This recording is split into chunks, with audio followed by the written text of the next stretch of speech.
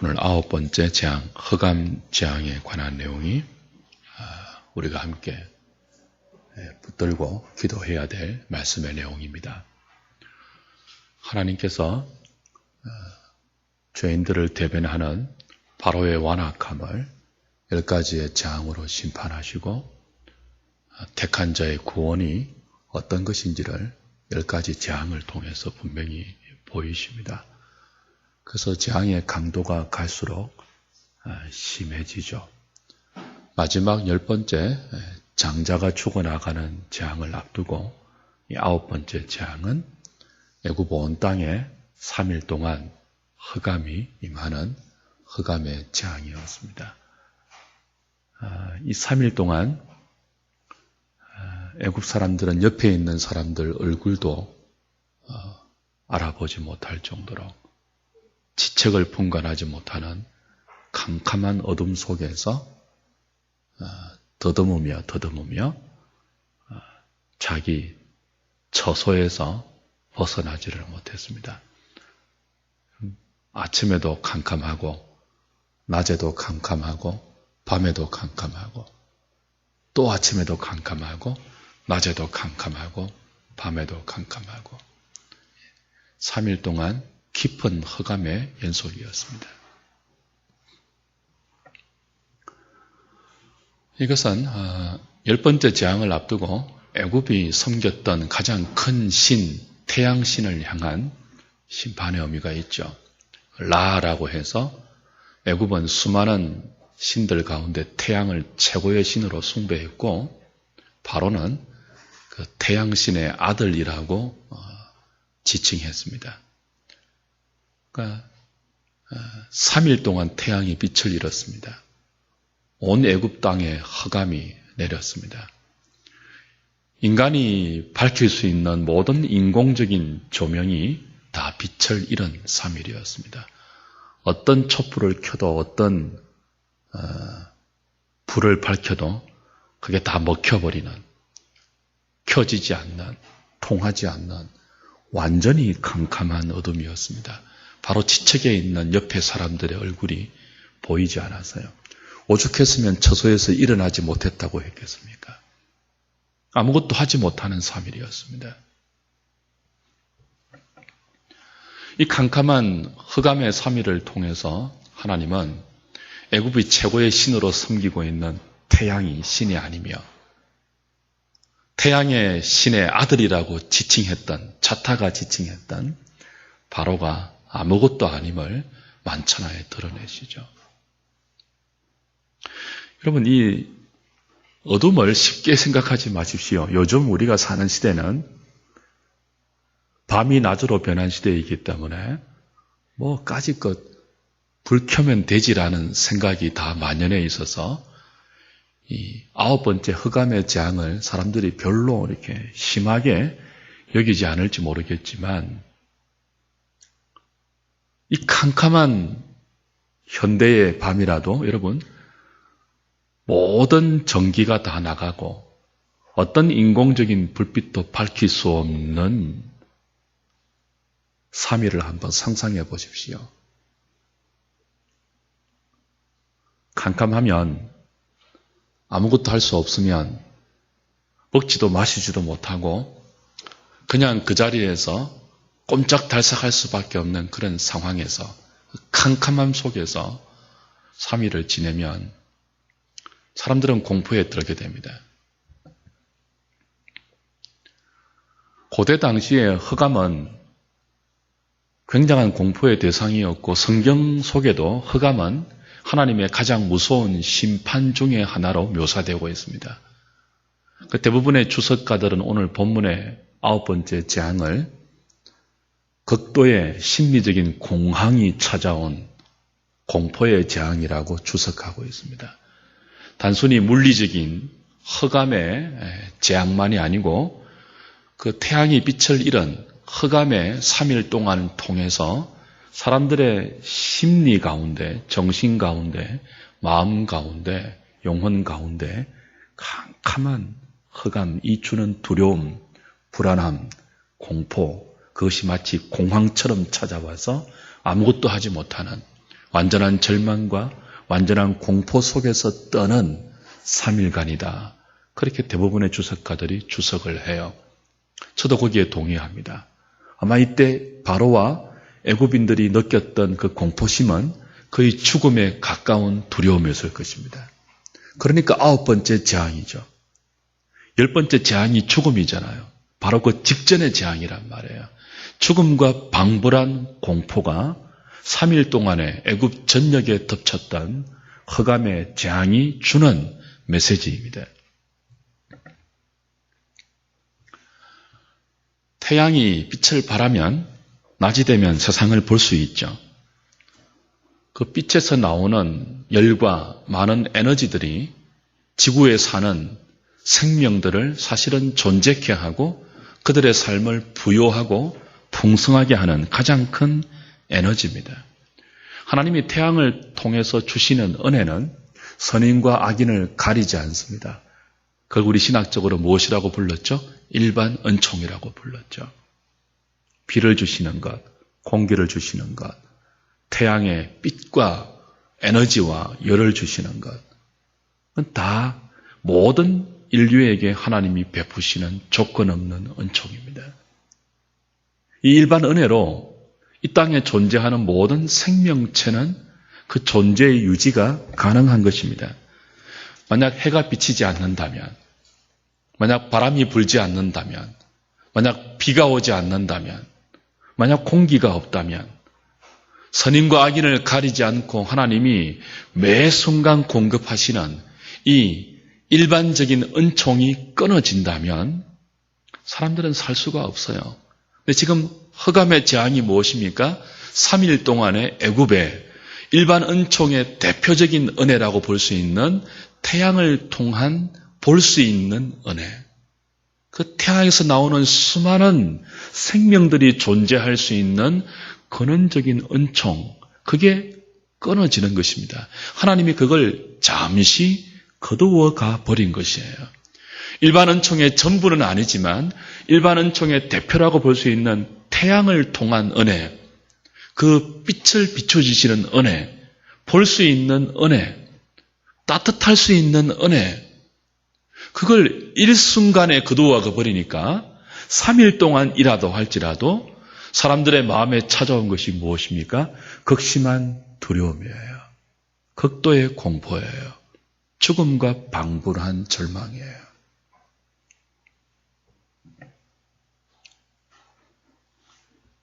하나님의 일반 은총으로 모든 생명은 존재하는 것입니다.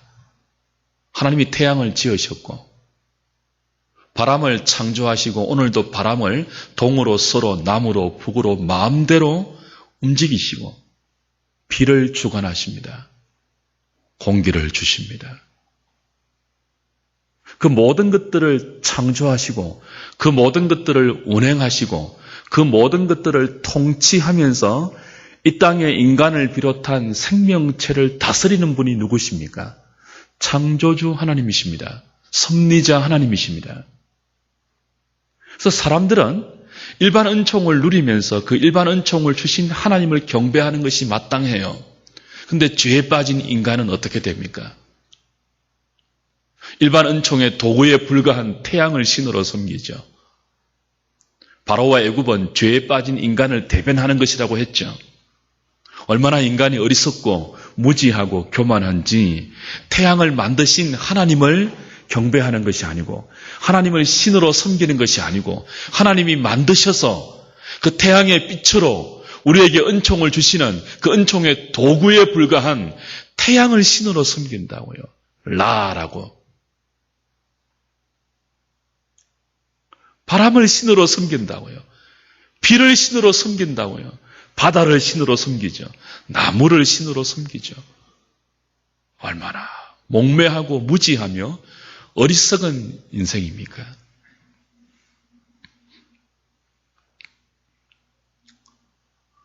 이 어리석은 인생들이 계속 하나님을 거부하고 하나님의 하나님 되심을 배척하고 자기가 신이 되고 그리고 하나님의 피조물들을 하나님처럼 높이며 그 앞에 자기를 맡기는 어리석은 우상숭배의 삶을 고집하면 결국 하나님이 은총을 거두어 가십니다.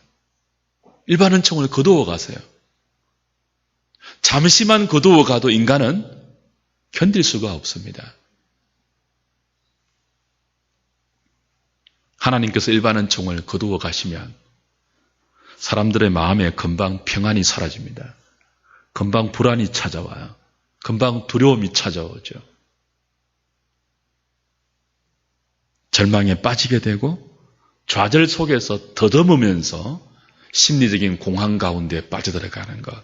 그것이 허감재앙이 우리에게 주는 핵심적인 교훈입니다. 결국 9번째 허감재앙의 핵심은 공포입니다. 공포.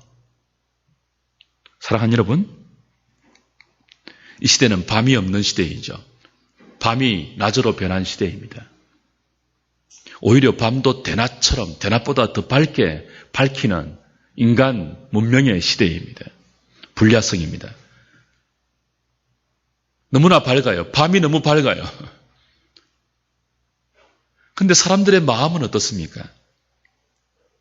그 이전보다 훨씬 밝아진 밤과 반비례해서 사람들의 마음은 밝아지지 않죠. 사람들의 마음은 더 어두워졌습니다. 더 캄캄해졌습니다. 그래서 더 더듬거리며 삽니다. 그 캄캄함의 결과인 좌절과 혼란과 두려움과 공포 속에서 사람들은 자기 심령을 어찌하지 못하면서 살아갑니다. 이전보다 우리는 훨씬 좋은 집에 살죠. 훨씬 좋은 음식을 먹고요. 훨씬 편안한 환경 가운데 우리는 살아갑니다. 그런데 훨씬 좋은 것을 먹고 훨씬 좋은 집에 살고 훨씬 편안하게 사는데 왜 마음은 훨씬 더 힘들게 삽니까? 현대인들이. 온갖 종류의 정신질환에 시달립니다. 밤에 잠을 이루지 못하는 현대인들이 늘어납니다. 신경안정제를 먹지 않으면 자기 마음을 다스리지 못하는 사람들이 늘어납니다. 왜 우리들의 마음이 이렇게 되었죠? 무엇보다 바로가 보이는 끝없는 강팍함을 보십시오. 현대인들의 마음이 끝없이 하나님에 대해서 교만해지는 것을 보십시오. 요즘 동성애 때문에 시끄럽죠. 메르스도 있고 가뭄도 있지만 그 한편으로 잠시 주춤한 동성애 축제는 우리 사회를 긴장 속에 몰아넣고 있습니다. 진보적인 학자들, 양심 있는 지성인이라고 말하는 사람들이 전부 기독교를 적으로 삼고 동성애를 소수인권자로 삼아 그들의 인권을 보장한다는 미명 아래 합법적으로 동성애를 인정하는 법 추진을 하고 있죠. 지금 메르스 때문에 이게 잠시 주춤하고 있지만 굉장히 지금 심각한 국면에 와 있습니다. 저는 이 모든 것들이 현대인들의 심성이 거의 무너진 재앙과 같은 수준의 적나라한 발로로 봅니다. 성경의 말을 성경의 말로 인정하지 못하죠. 성경은 동성애를 하나님의 진노의 일부라고 말하면서 우리가 동성애에 빠진 사람들, 우리는 중독으로 보잖아요. 그들을 미워하지는 않죠. 불쌍히 보고 그들이 극복할 수 있도록 최대한 사랑으로 도와야 하지만 그건 죄거든요.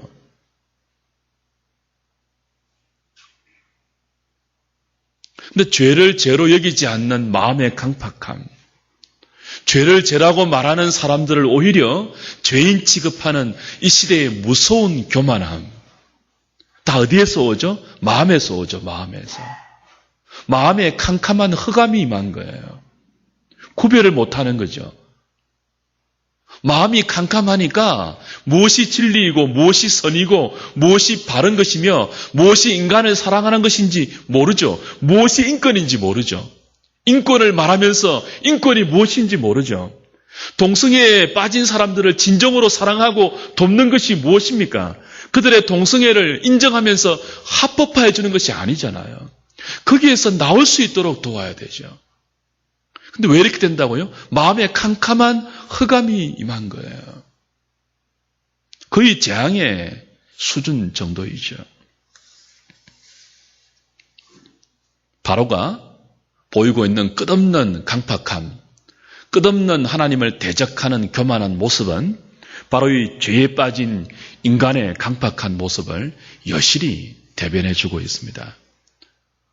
무서운 3일 동안의 흑암 재앙을 받고 있으면서도 바로는 여전히 하나님의 뜻을 대적하고 있습니다. 그가 모세에게 하는 말이 뭡니까? 좋다, 너희들 가라는 거예요. 가되 뭐예요? 지난주에는 뭐였죠? 어린아이들은 놔두고 가라고 했잖아요. 이번에는요? 어린아이들 데리고 가라고 하는데 이번에는 뭘 놔두고 가라고 하죠? 양과 소, 가축과 짐승들은 놔두고 가라요. 이건 뭐예요? 너희들은 가도 좋지만 제사는 놔두고 가라는 거예요.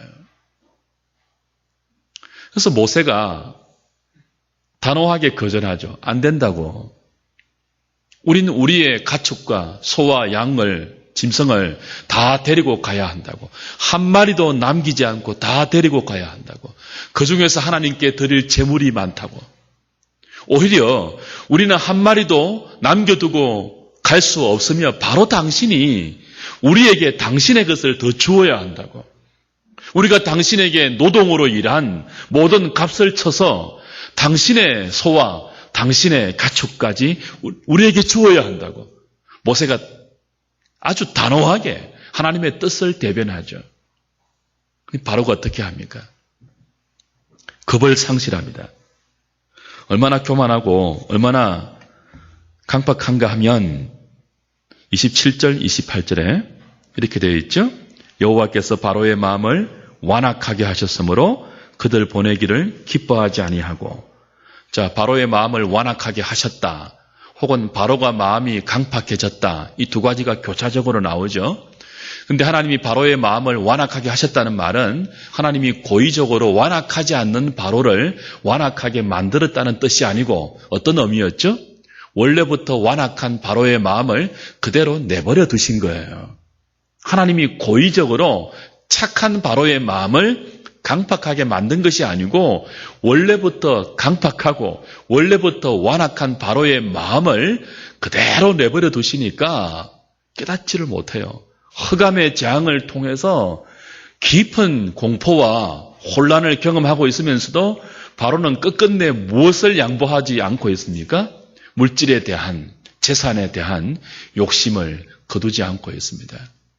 모세가 다 데리고 나가야 되며 당신이 우리에게 시키신 노역의 대가로 당신의 가축까지 우리에게 주어야 한다고. 우린 그 중에서 하나님께 예배를 드릴 것이라고 말하니까 경노하죠. 화를 내면서 어떻게 합니까? 28절 같이 읽어볼까요? 시작. 바로가 모세에게 이르되 너는 나를 떠나가고 스스로 삼가 다시 내 얼굴을 보지 말라. 네가 내 얼굴을 보는 날에는 죽으리라. 무슨 뜻이에요? 당장 나가라는 거예요. 당장 내 눈앞에 사라져서 다시 내 얼굴에 내 앞에 띄지 말라는 것입니다. 다시 내 눈앞에 보이는 날에는 죽을 줄 알아라. 이 말은 보낼 수 없다는 뜻이에요. 니네들도 보내지 못하고 니네들의 가축도 다 내 재산이니까 보내지 못한다는 거예요. 다시 한 번만 그딴 소리 하면 죽을 줄 알아. 죽음이라는 단어를 입에 떠올리면서 그는 정면적으로 하나님을 거스르고 있습니다. 지금까지 이렇게까지는 안 했거든요, 바로가. 그런데 하나님의 일반 은총이 거두어지고 물리적인 흑암까지 내려오고 마음에 비치는 모든 일반적인 은총도 없어지니까 강팍해질 대로 강팍해져서 목숨을 입에 거론하면서 하나님을 거역하고 있죠. 이 말은 네가 죽나 내가 죽나 한번 해보자는 거예요. 나는 죽더라도 재산만은 포기할 수 없다는 말입니다. 그 얼마나 무지합니까? 얼마나 어리석습니까? 죽더라도 재산은 포기하지 못하겠다. 이것이 바로가 보이는 죄에 빠진 인간의 무지함의 극치입니다. 하나님의 은혜가 사라진 마음이 보이는 최고봉의 모습이 이거예요. 그래도 하나님의 일반 은총이 조금이라도 있는 사람들은요, 죽음보다는 돈을 소중하게 여기지 않습니다. 그건 일반 은총이 어느 정도 있는 마음이에요. 일반 은총이 거두어지는 마음은요, 죽더라도 돈은 포기하지 못합니다. 이 참 미련한 인간이에요. 죽는데 9번째 재앙은 죽음 바로 직전이에요. 마지막은 아들들이 죽어나가잖아요. 죽는데 자기보다 소중한 아들이 죽는 재앙이 목전에 있는데 바로의 말이 뭡니까? 하나님의 은총이 사라지고 나니까 뭐예요? 죽더라도 나 재산 포기 못한다는 거예요. 네가 죽나 내가 죽나 한번 해보자는 거예요. 다시 한번 눈앞에 띄면 죽을 줄 알아라.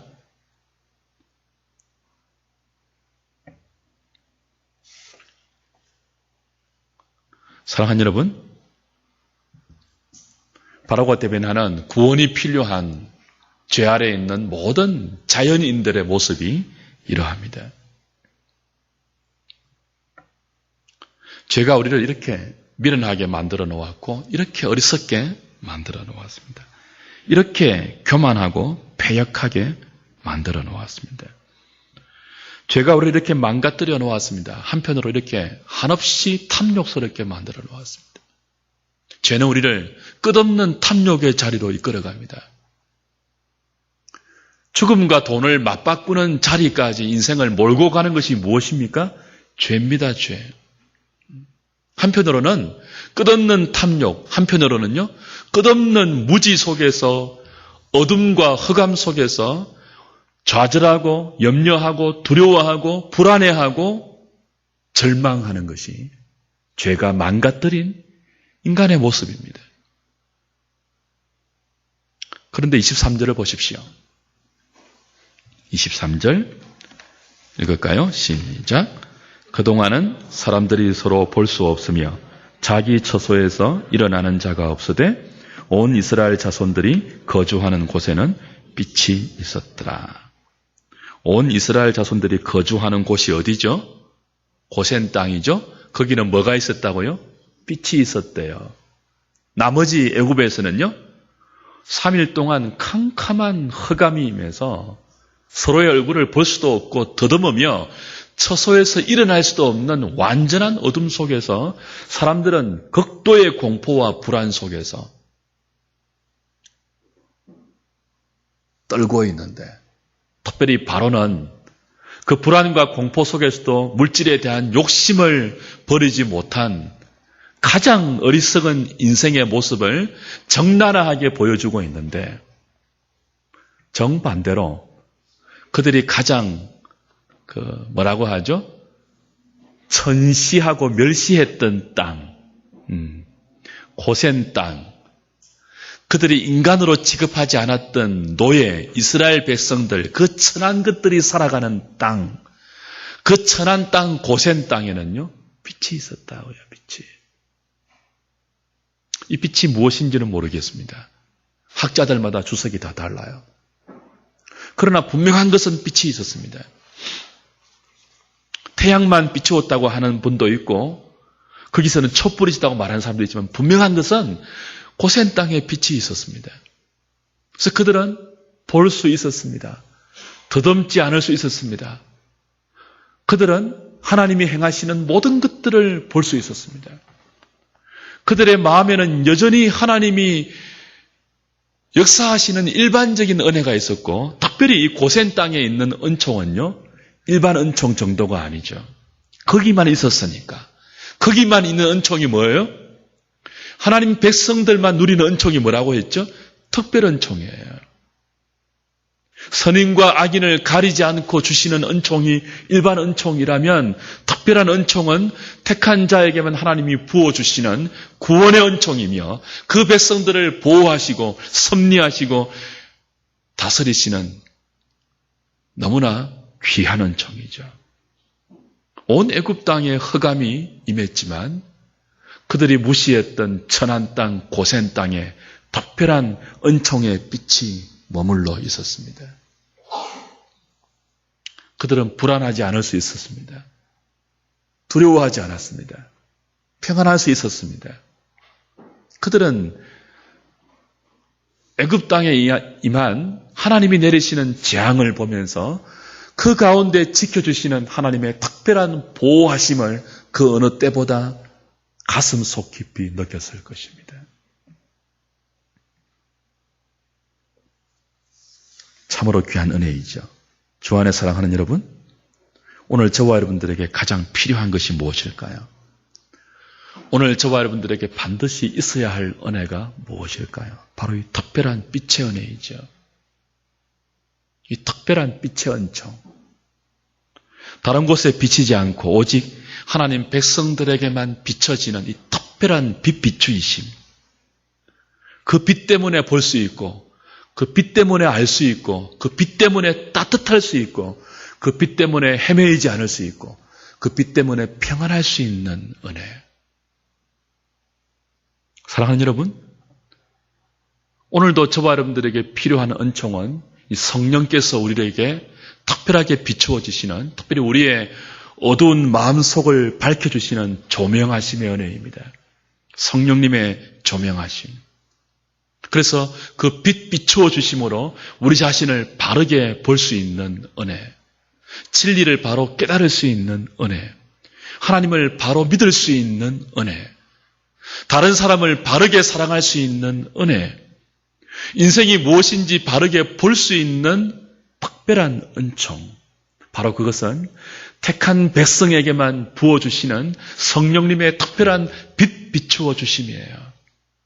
이게 얼마나 필요한지 몰라요. 바로가 얼마나 많이 배웠습니까? 당시 애굽의 궁전은 세상 최고의 학문이 존재했던 학교였습니다. 바로는 세상 최고의 지식을 소유한 지식인입니다. 바로가 얼마나 부강합니까? 얼마나 부유하며 강한 권력을 가진 세상 사람들이 다 부러워하는 그런 인물입니까? 바로가 얼마나 많이 가졌고 건강합니까? 그러나 바로가 가진 지식, 바로가 가진 부귀, 바로가 가진 건강함, 그 모든 것은 하나님의 비추어 주시는 빛이 없으면 제대로 사용할 수 없는 거예요. 아무짝에 쓸모없는 거예요. 모든 것을 가진 바로가 보이는 행태를 보십시오. 모든 것을 가져도, 모든 것을 알아도, 모든 건강을 유지해도 하나님께서 특별하게 비추어 주시는 마음의 빛이 없으면요, 그는 모든 것을 가지고 절망합니다. 모든 것을 알면서 두려워합니다. 건강한 육신을 가지고 좌절합니다. 현대인들이 그렇잖아요. 모든 것을 먹고 모든 것을 즐기고 모든 것을 가지려고 하고 신처럼 떵떵거리고 살지만 마음속에 불안함을 어쩔 줄 못하잖아요. 자기 마음을 통제하지 못하잖아요. 끝없는 중독 가운데 빠져들어가잖아요. 끝없는 방황을 보이고 있잖아요.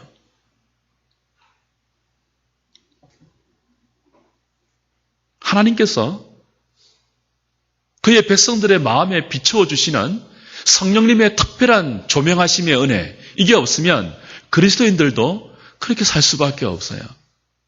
있으면 조금 안심하고 없으면 끝없이 불안하고, 그 불안함을 해소하기 위해서 수단 방법 가리지 않고 모든 것을 동원해 보지만 극복하지 못하는 현대인들의 이 심약한 모습을 보십시오. 얼마나 쉽게 무너지는지, 얼마나 쉽게 좌절하는지.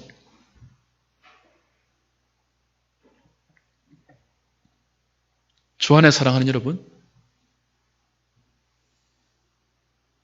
세상에 있는 좋은 것들이 우리 인생을 굳건하게 지켜주지 못합니다. 하나님의 일반 은총이 조금이라도 거두어가 버리면요, 지금 메르스 보십시오. 공포로 막 그냥. 어제 목사님들과 우리 신학 포럼을 위해서 만나서 식사하고 의논하고 기도하는데 그 한 목사님이 이제 서울에 세미나가 있어서 가려고, 부산에서 가려고 2주 전이에요, 2주 전. 그 KTX나 비행기나 모든 교통편을 다 알아봐도 자리가 없대요, 자리가. 주말에 가니까. 금요일 날 하니까. 근데 어제 보니까요, 그게 다 캔슬됐대요, 다. 텅텅 비었대요. 비행기, KTX, 고속버스 다 취소. 공포 때문에 사람들이 열차를 안 타요. 비행기 안 타요. 식당이 텅텅 비었대요, 식당이. 어제 갔던 그 식당도 맛집이에요, 맛집. 평소 같으면 사람들로 앉을 자리가 없는 자리인데 우리 테이블에 우리밖에 없더라고요. 사람들이 안 와요. 공포 때문에. 일반 은총에 조금만 거두어 가도 사람들은 금방 공포와 두려움으로 어쩔 줄을 몰라 합니다.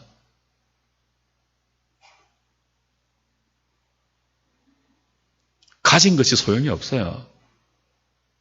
배운 것이 소용이 없어요. 마음이 무너지면 자기가 가지고 있는 그 모든 것이 아무 소용이 없다고요.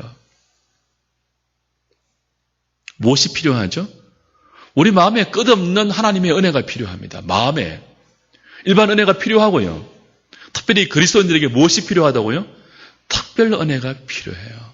우리가 죄인임을 날마다 보게 해주어서 우리를 겸손하게 만들어주는, 우리 자신을 바로 비추어 보게 하는 성령님의 빛 비추어 주심, 하나님에 대해서 바로 깨닫게 하는, 우리로 하여금 믿음을 끝없이 갖게 만들며 하나님을 찾게 하며 하나님을 부르게 하며 하나님을 의지하게 만드는 성령님의 특별한 빛 비추이심, 진리를 바로 깨닫게 하시는 성령님의 특별한 조명하심, 사람들을 바르게 사랑할 수 있게 하는 사랑의 힘이 어디에서 나옵니까?